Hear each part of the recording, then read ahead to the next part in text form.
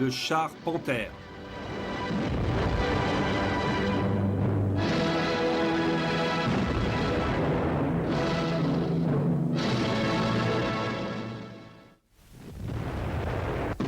Lorsqu'on étudie l'histoire du Panzer V, plus communément appelé Panther et souvent présenté comme le meilleur char moyen de la Seconde Guerre mondiale, il faut aussi en examiner les conséquences sur l'armée allemande et en particulier son arme blindée au moment où Hitler décide de lancer la Wehrmacht sur le front de l'Est contre l'Union soviétique. Le 22 juin 1941, à 3 h du matin, l'horizon de la côte de la Baltique jusqu'au contrefort des Carpates fut illuminé par des tirs de plus de 6000 canons d'artillerie préparatoires à l'opération Barbarossa, l'invasion par l'Allemagne de l'Union soviétique. Ce fut la plus grande offensive terrestre de tous les temps. 3 millions d'hommes avec 3350 chars appuyés par plus de 2000 avions de la Luftwaffe franchirent la frontière en un blitzkrieg éprouvé dont Hitler espérait une victoire rapide, la bataille n'étant pas censée durer plus de quelques mois.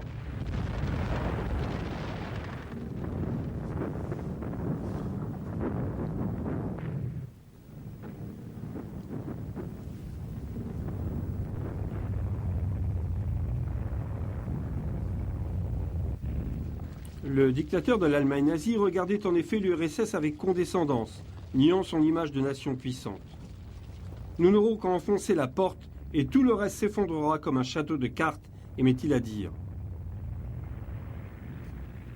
Tous ces préjugés basés sur sa pensée antisémite, anti-marxiste et ouvertement raciste, qui réduisait les Slaves et les Russes au rang de sous-hommes dans la vision nazie, corroboraient l'analyse des renseignements allemands sur l'économie militaire soviétique qui se trouvait profondément minée.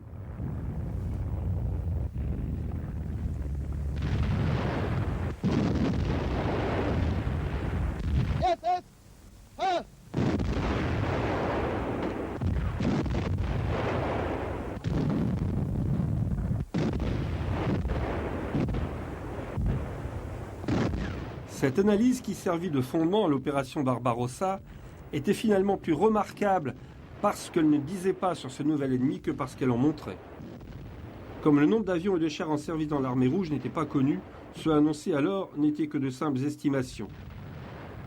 Les Allemands savaient peu de choses sur l'ordre de bataille soviétique ou sur l'organisation détaillée des unités russes. Ils ne savaient rien des profonds changements de l'industrie soviétique issus du plan quinquennal, et encore moins sur la capacité russe à mener un engagement dans la durée.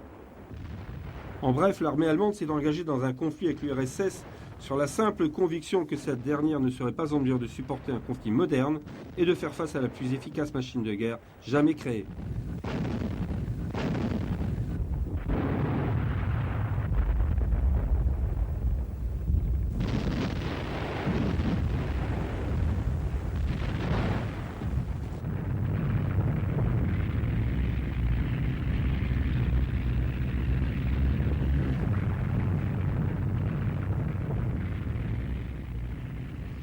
Et tout ce qui arriva dans les premiers mois de la campagne semblait donner raison aux états-majors allemands au sujet de l'armée rouge et de la situation de l'État soviétique.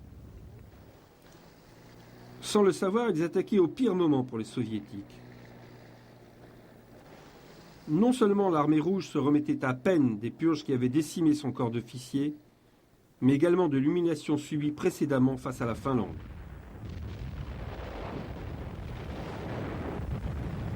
En juin 1941, elle opérait une profonde restructuration ainsi qu'un gigantesque programme d'équipement.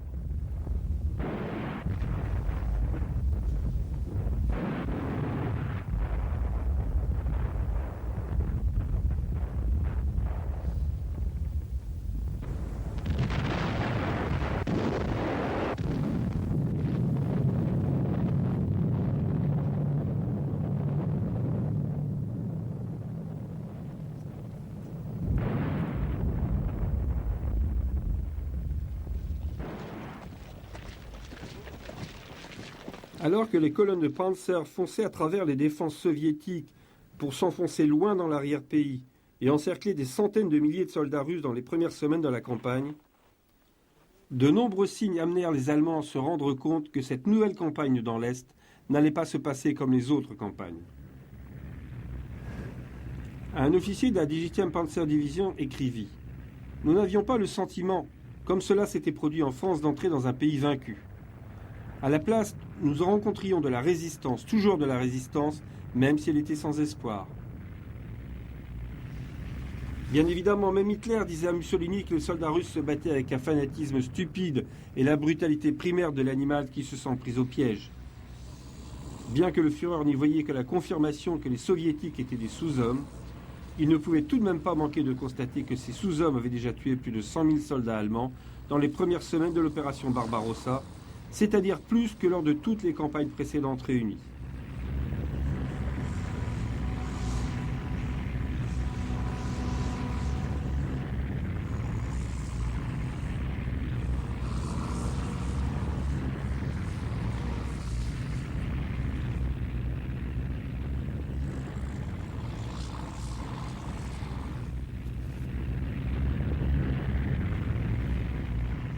Pas plus que les Allemands n'ignoraient que les divisions soviétiques étaient apparemment inépuisables, puisqu'elles revenaient toujours plus nombreuses à chaque fois que les Allemands les détruisaient. Fin juillet, les Allemands avaient déjà recensé plus de divisions de l'armée rouge qu'ils ne l'avaient jamais supposé. Les Russes étaient prolifiques en termes de ressources humaines, mais face à la rapidité de l'avance allemande et leur impréparation à contrer le Blitzkrieg, ils durent céder du terrain et des hommes pour gagner du temps. Des centaines de milliers de soldats russes furent ainsi faits prisonniers. Plus tard, un soldat allemand racontera « Un vrai crocodile brun avançait lentement face à nous. C'étaient des prisonniers de guerre russes par rangées de 6. Nous n'arrivions pas à distinguer la fin de la colonne. À mesure qu'ils se rapprochaient, la puanteur épouvantable qui venait à nous nous donna presque la nausée. Nous nous sommes rapidement éloignés du nuage malodorant qui les entourait. Puis ce que nous vîmes nous cloua sur place et nous fit oublier notre nausée. Ces hommes au visage gris-brun, ces ombres hallucinées qui trébuchaient et semblaient rendre leur dernier souffle, étaient-ils encore des êtres humains? Ou bien des créatures à qui seule une petite flamme de volonté avait encore permis d'obéir à l'ordre de marche?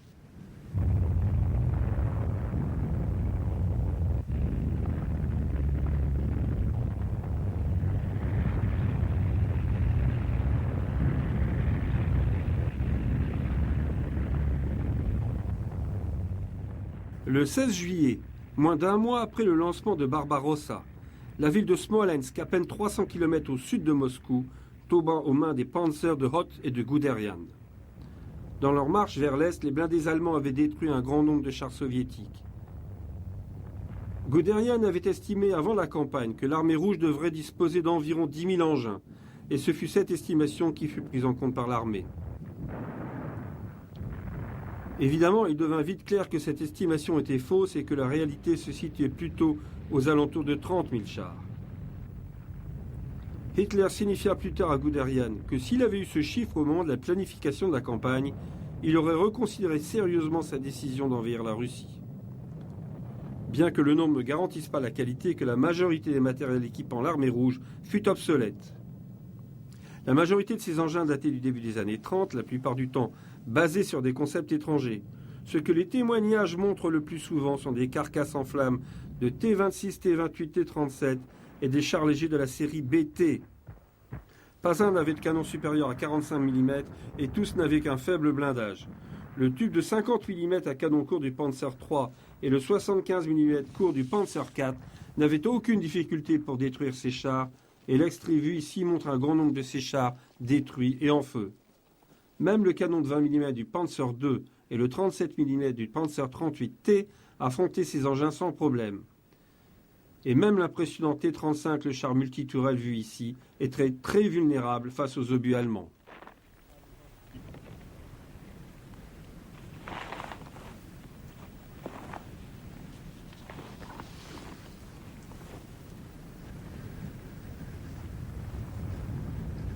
Mais au milieu de toute cette obsolescence, un certain nombre de nouvelles machines tenaient la dragée Autopanzer.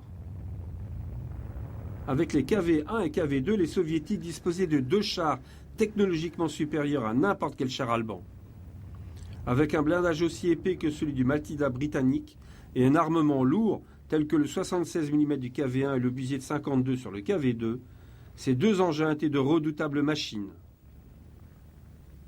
Les obus allemands glissaient sur le blindage de ces 2 monstres. Mais ce fut le T-34 qui fit la plus grosse impression. Rapide, pesant seulement 26 tonnes avec un blindage épais et incliné et emportant un canon de 76 mm, il apparut comme une révélation aux tankistes allemands. Heureusement pour eux, il n'était pas disponible en grand nombre et était mal employé. Le T-34 vu ici, l'un des premiers modèles produits en 1940.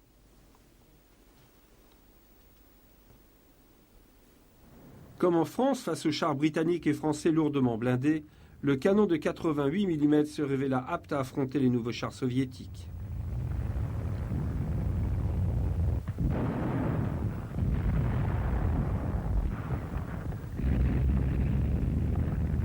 L'infanterie allemande trouva d'autres méthodes pour détruire les T-34 et KV russes. Des charges étaient placées sur les engins soviétiques, bien que cela demandât beaucoup de sang-froid aux soldats qui couraient vers le char pour poser sa charge sur le bloc moteur ou à la base de la tourelle. De telles méthodes étaient seulement employées lorsqu'ils ne disposaient pas d'un bon canon anti-char. Le canon de 37 mm se montra inutile tant sa munition était incapable de percer le blindage des chars russes. Ce fut seulement lors de l'opération Typhon, l'offensive allemande visant la prise de Moscou fin septembre 1941, que le T-34 devint une réelle menace pour les Panzers.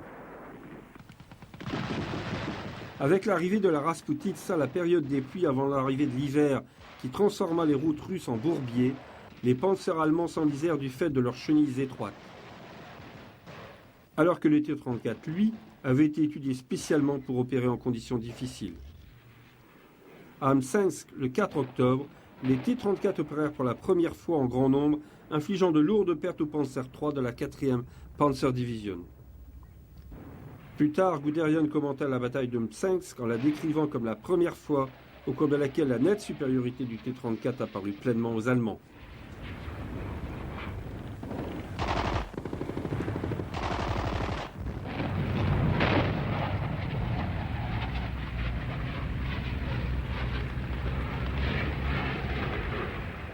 Lorsque Typhon se transforma finalement en une gigantesque halte début décembre, un grand nombre de T-34 appartenant à des divisions fraîches et entraînées en Sibérie vinrent contrer l'offensive allemande sur Moscou le 5 décembre 1941. Il apparut alors clairement à l'armée allemande qu'elles allaient devoir procéder par étapes pour faire face à l'évidente supériorité technologique que les Russes possédaient avec le T-34.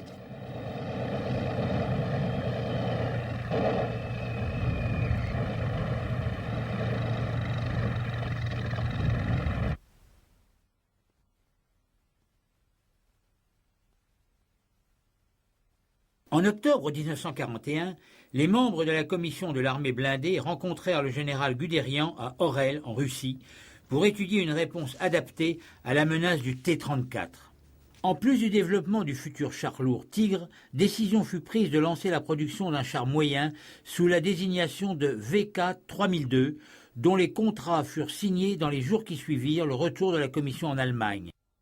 Le démonstrateur de Daimler-Benz, initialement favori, reflétait clairement l'influence du T-34 avec son lourd blindage incliné et sa tourelle montée très en avant du châssis. Le 15 mai 1942, Hitler se rangeait aux recommandations d'un rapport qui favorisait l'adoption de l'alternative proposée par Mann.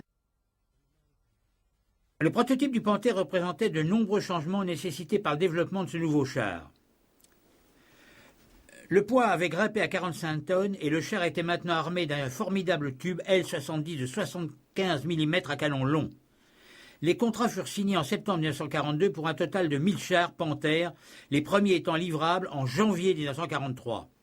Des lignes de production furent montées en parallèle chez Daimler-Benz, MNH et Henschel à Kassel. On ne se souciait guère qu'un Panther soit apparu brièvement juste derrière un Tigre, filmé au premier plan, lors d'un journal des actualités en mai 1943. Le nouveau Panther eut une période de gestation très courte. Des planches à dessin aux chaînes de production, il s'écoula tout juste un an. Les Allemands étaient très optimistes à l'idée que ce nouveau char redonne à la Panzerwaffe la supériorité technologique qui lui avait fait tant défaut. Le premier Panther fut un modèle D, reconnaissable à la coupole du chef de char, ainsi qu'au rabat sur le poste de mitrailleur du côté gauche de la tourelle. Par d'autres aspects, comme l'épaisseur du blindage, tous les modèles étaient identiques. 80 mm de blindage sur le glacis avant, 120 mm pour le masque du canon et 40 mm sur les côtés.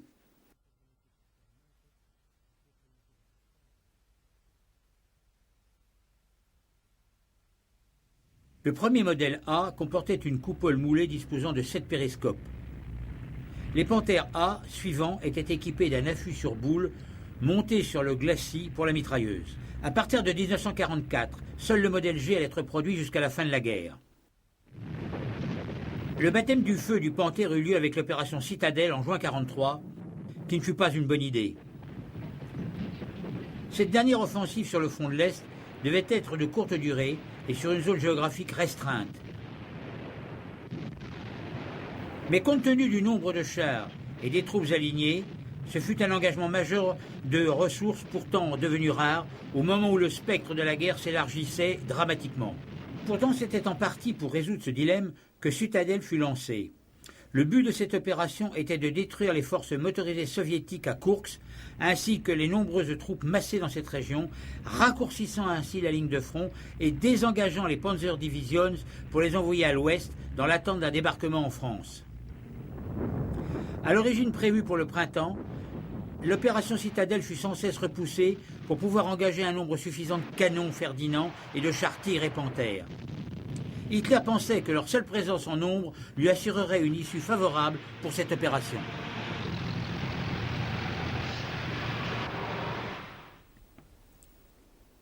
Aucune image n'existe des 200 Panthères engagés dans l'offensive. Organisés en 2 bataillons de chars, les 51 et 52, et sous le commandement du major Van Hurt, le régiment de Panthères était rattaché à la division Großdeutschland lors de l'opération Citadelle. Sur le papier, il s'agissait de la plus puissante unité blindée présente à Koursk, mais son efficacité fut sérieusement amoindrie par son engagement prématuré dans la bataille. Bien qu'ayant été créés début 1943, les 2 bataillons rencontrèrent tant de problèmes avec leurs Panthères que la majorité d'entre eux furent renvoyés en usine pour y être révisés ou reconstruits. Guderian, alors inspecteur général de l'armée blindée allemande, avait baptisé le Panthère « notre enfant difficile », tant sa maintenance était un cauchemar, fruit d'un développement et d'une construction trop hâtifs. Même les équipages n'avaient pas un entraînement suffisant sur leurs nouvelles machines. 5 jours après le début de l'offensive, il ne restait plus que 10 Panthères opérationnelles, 25 avaient été détruits et 100 étaient hors service. Bien que le blindage frontal ait fait ses preuves, les 45 mm de blindage latéral s'étaient montrés trop vulnérables face aux canons anti-chars russes, beaucoup de Panthères ayant été perdus de cette manière. Malgré tout, le canon de 75 mm s'était montré très efficace, détruisant le T-34 à 3000 mètres. Alors que la cadence de production augmentait, d'autres bataillons de Panthères étaient mis sur pied et envoyés hâtivement au combat pour contrer la montée en puissance de l'armée rouge, qui, ayant repris l'initiative à Koursk, était quelques mois après la bataille en train de repousser les Allemands vers la partie sud du front. En octobre, il y avait 5 bataillons de la Wehrmacht et des SS dotés de Panthères engagés dans la bataille, tandis qu'en novembre, d'autres affluaient en continu. Le rythme effréné des opérations et les problèmes techniques ininterrompus occasionnèrent de lourdes pertes et sur un total de 843 Panthères déployés sur le front de l'Est en 1943, seuls 80 des 217 encore disponibles le 31 décembre 1943 étaient réellement opérationnels, plus de 624 machines ayant été perdues. Il fallut attendre mars 1944 pour que Guderian déclare le Panthère parfaitement opérationnel.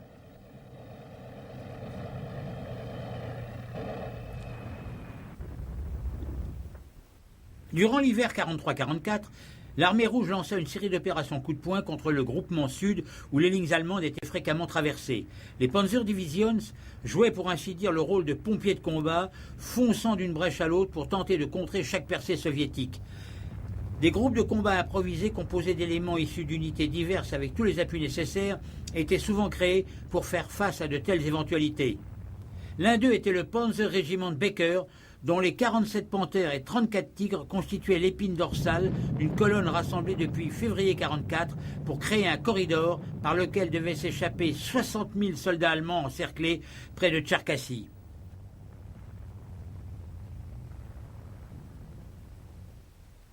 À la mi-mars 1944, 4 divisions d'infanterie soviétiques appuyées par un grand nombre de chars encerclèrent le groupement commandé par le SS Gruppenführer Herbert Gilles dans la ville de Kovel, un important nœud de voie ferroviaire de la Russie européenne d'une grande importance stratégique pour les deux camps.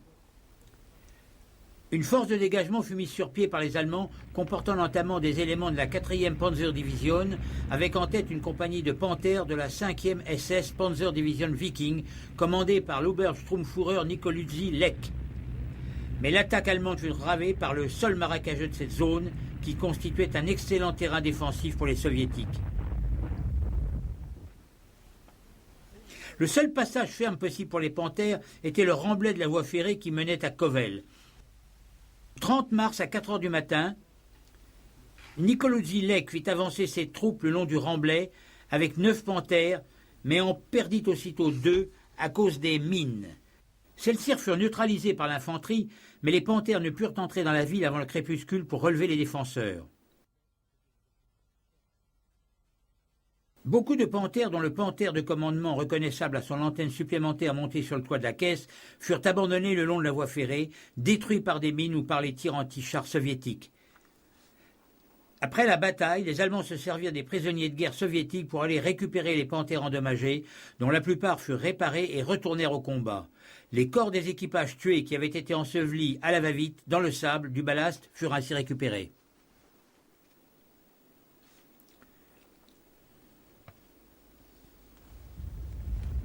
Les troupes stationnées à Kovel furent finalement récupérées le 5 avril pour une autre attaque impliquant les Panzer IV et des canons de la 3e Panzerdivision de concert avec des Panthers de la division Viking. Ils effectuèrent une percée dans les lignes de défense soviétiques pourtant solides au nord de la ville par la route Kovel-Brest-Litovsk. Les positions anti-chars furent réduites et les chars soviétiques, parmi lesquels des Sherman américains, obtenus grâce au régime du pré-bail, furent détruits lors de l'avancée en ville.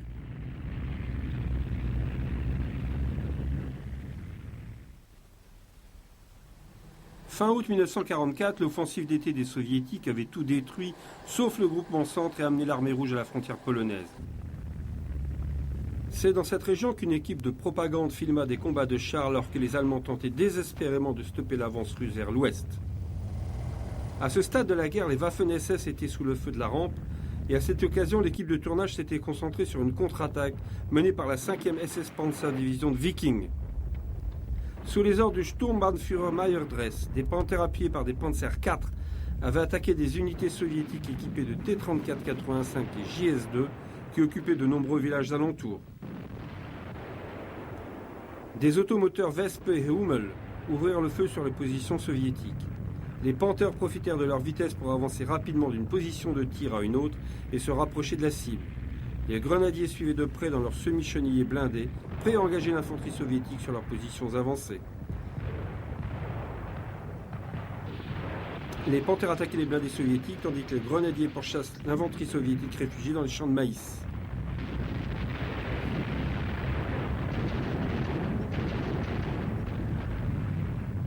Alors que l'infanterie avance à travers les premiers campements en feu, le SS Gruppenführer Gilles, à la tête de la 4e SS Panzerdivision, qui porte son nom, appela rapidement pour déterminer les objectifs suivants de l'attaque. Un détachement de reconnaissance sur Volkswagen Schwimmwagen et semi-chenillé SDKFZ-10 fit mouvement pour dégager le terrain en avant de l'infanterie et se déployer à travers les larges champs de blé de maïs. Les semi-chenillés suivent l'avance des Panthers qui évoluent à travers ces champs à découvert. Voici la mesure du rôle secondaire joué par l'aviation sur le front de l'Est, où les blindés allemands continuaient d'opérer sous un ciel vide de tout avion russe, alors qu'à Normandie, une telle opération aurait forcément attiré l'attention des chasseurs bombardiers alliés.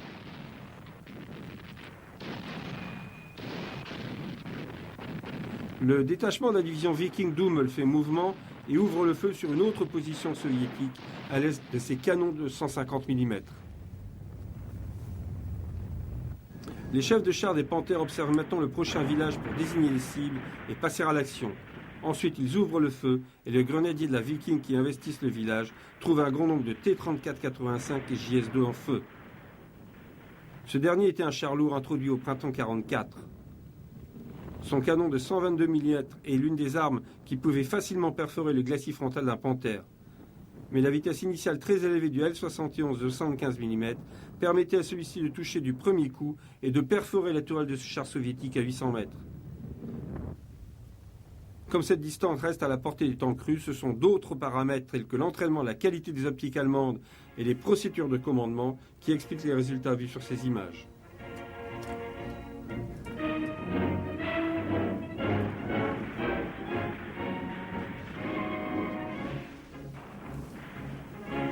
Malgré les pertes infligées aux soviétiques par les blindés allemands, elle n'était jamais suffisante face au raz-de-marée d'engins qui sortaient des chaînes de production pour les remplacer.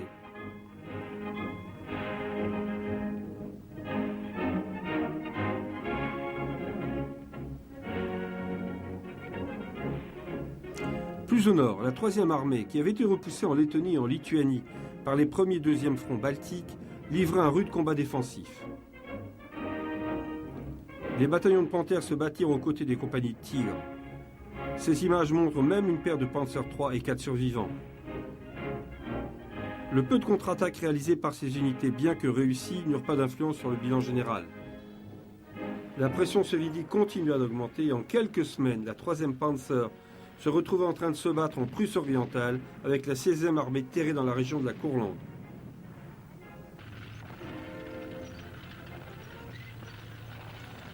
Au cours de toutes les batailles menées par les équipages de Panthère, il dut y avoir de multiples occasions pour les tankistes de faire ce que font ceux-ci, remercier leur bonne étoile et les ouvriers de Krups pour l'efficacité de leur blindage.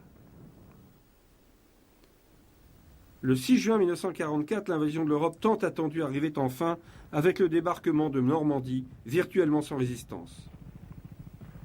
Sous une couverture aérienne massive, les Alliés avaient réussi à faire débarquer 150 000 hommes et 500 chars à la fin du premier jour. L'insistance de Rommel quant au fait qu'un débarquement ne pourrait être vaincu que sur les plages s'évapore avec l'absence de toute unité de Panzer à proximité de la Normandie.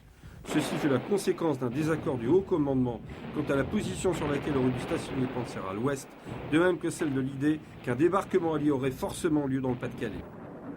Même après le 6 juin, la désinformation alliée continua de convaincre les Allemands qu'un autre débarquement allait avoir lieu dans cette région. Juste avant le jour J, l'aviation s'employa à paralyser les communications allemandes, alors que la Luftwaffe était absente du ciel de France pour un moment. Une fois sur les côtes, la première tâche des Alliés fut de renforcer leur tête de pont pour acheminer plus de troupes et de matériel depuis l'Angleterre, afin d'être aussi forts que possible lorsqu'arriveraient les inévitables renforts allemands. Les attaques allemandes du 6 juin avaient été sporadiques. La 21e Panzer Division s'était opposée au débarquement canadien et britannique et s'y était cassé les dents. Le lendemain, la 2e SS Panzer Division bloquait l'avance canadienne sur Caen, qui était prévue pour être prise le jour même du débarquement. Au final, la bataille de Caen devait déboucher sur la bataille de Normandie. Alors que les Alliés s'enfonçaient à l'intérieur des terres, ils se heurtaient rapidement à un problème insoluble pour lequel rien aussi peu avait été pensé. Autant les plages du débarquement de Normandie avaient été choisies pour leur praticabilité, autant la campagne environnante était idéale pour la défense. Des centaines de petits champs séparés depuis des siècles par des haies aussi hautes qu'impénétrables, ponctués de taillis et de forêts, connus sous le nom de bocage normand, rendaient extrêmement difficile la progression vers un ennemi décidé à ne pas se laisser faire.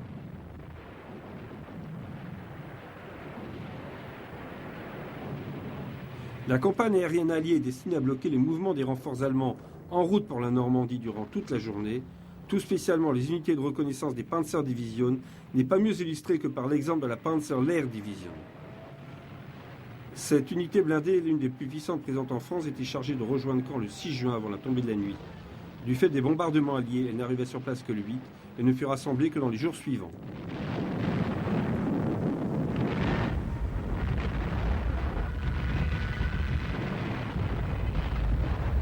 Cette expérience obligea les divisions à se déplacer la nuit et à se cacher dans la forêt le jour. Cette utilisation intensive de la force aérienne eut pour conséquence la destruction de nombreux villages et habitations proches des champs de bataille de Normandie. Avec le Tigre, le Panthère était l'un des chars les plus puissants de tout le théâtre et plus de 484 exemplaires furent déployés entre juin et juillet. En théorie, le premier bataillon de chaque régiment blindé devait être doté de Panthères, mais ce ne fut pas le cas. Seuls 7 régiments sur 10 étaient ainsi équipés et la majorité appartenait à la Waffen-SS. Le gros des Panthères en Normandie étaient des modèles A, avec un plus petit nombre de modèles G et quelques D. Les Alliés apprirent rapidement à craindre le Panthère. Bien qu'il tirât un obus plus léger que le 88 mm du Tigre, son extrême vitesse initiale lui permettait de détruire n'importe quel blindé allié à longue distance. Les Sherman, Cromwell et Churchill faisaient des cibles faciles à 900 mètres. La vulnérabilité de ces chars face aux panthères et aux tigres devint presque un scandale politique au Royaume-Uni. Le maréchal Montgomery dut intervenir pour assurer que la menace représentée par les chars allemands était surfaite et que les chars alliés s'acquittaient fort bien de la mission qui leur était dévolue.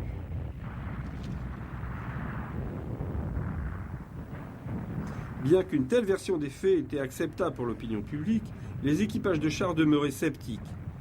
Beaucoup équipèrent leur engin de blindage additionnel sous la forme de plaques d'acier soudées. On avait par ailleurs découvert que le Panther pouvait être détruit avec un tir rapproché sous l'embase du canon. L'obus ainsi tiré devait ricocher sur le canon pour ensuite pénétrer le toit de la caisse au-dessus du pilote et du mitrailleur. Les tankistes américains découvrirent également qu'un obus ricochant sur le sol pouvait pénétrer le bas de caisse, mais ces méthodes imposaient aux équipages alliés de s'approcher largement sous la limite de portée du canon du Panther, ce qui demandait beaucoup de courage pour tenter le coup.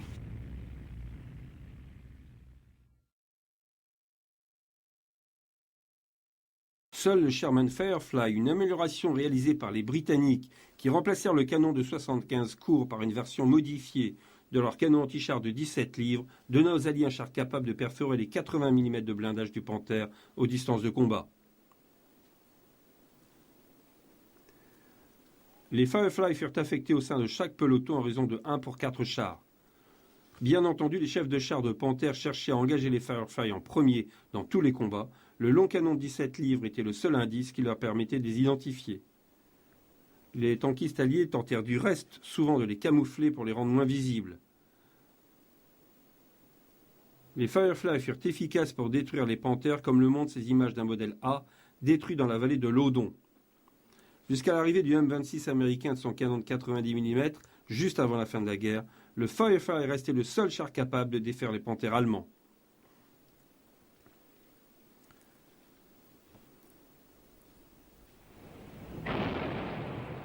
Même les Panthers ne pouvaient résister à l'incroyable puissance de feu ou à l'effet de souffle des énormes obus tirés avec une précision diabolique à l'intérieur des terres et sur les côtes par les lourds canons des navires de guerre qui croisaient au large de la Normandie. Avec des calibres allant jusqu'à 400 mm, l'effet d'un de ces obus touchant le sol à côté d'un Panther était capable de soulever et de retourner ses 45 tonnes. Les mouvements des blindés allemands étaient souvent la cible de tels tirs, avec les mêmes résultats.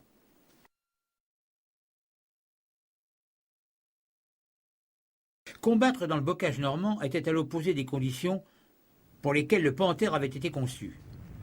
La difficulté de faire mouvement le jour en fit des blockhaus mobiles.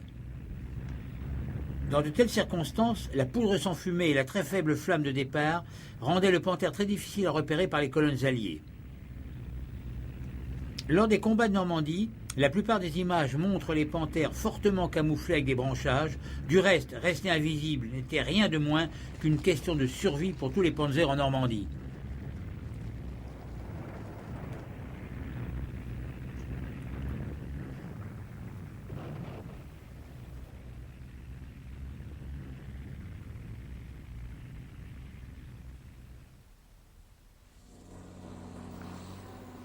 Alors que les forces alliées étaient usées par les opérations de Normandie, le ministère de la propagande allemand ne trouva rien de mieux que de faire la comparaison entre un Panther et un char allié, bien que celui-ci fût un M3 Lee qui n'était plus en service depuis longtemps en Europe. Naturellement, le film relève la large supériorité du Panther. On peut seulement supposer que le ministre, voyant ce film, s'est dit que les familles allemandes dormiraient sur leurs deux oreilles, confiants dans l'avenir du Reich, convaincus que leur armée possédait les meilleures armes.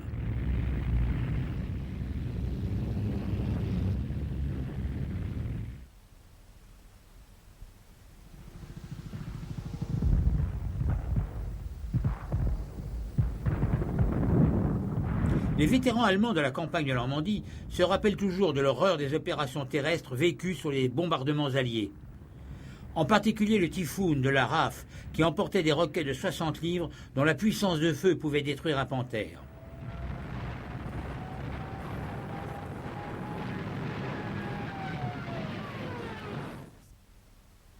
Bien qu'un seul bataillon de Jagdpanther ait servi en Normandie, il fit une curieuse impression. Conçu comme un chasseur de chars construit sur le châssis du Panther, Le Yak Panther emportait une version modifiée du canon anti-char PAK-43 qui équipait également le Tigre II.